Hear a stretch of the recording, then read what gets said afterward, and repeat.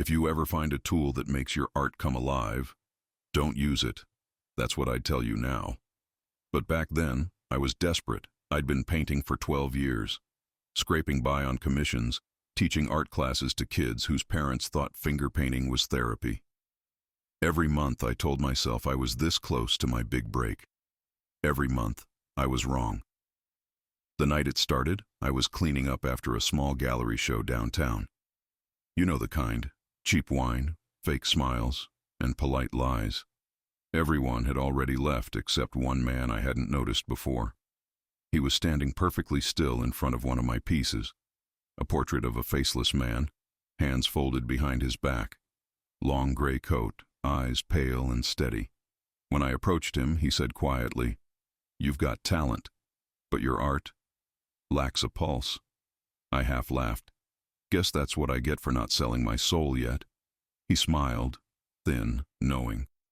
Then he reached into his coat and pulled out a paintbrush. The handle was old mahogany, worn smooth by centuries of use.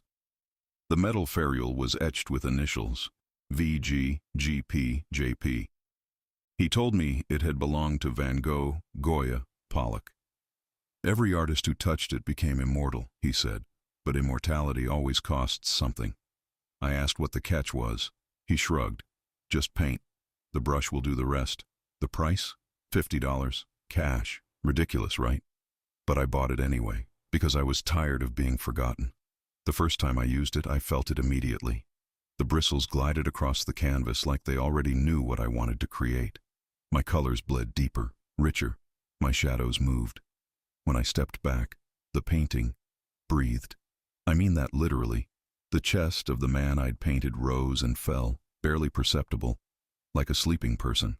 I blinked, looked again. Nothing. Just paint and canvas. But when I turned to leave, I could have sworn his eyes followed me. Within weeks, everything changed. My work exploded online. People called it transcendent, alive, soulful. Collectors fought over my pieces. I went from selling $200 portraits to $20,000 commissions overnight. I couldn't stop painting.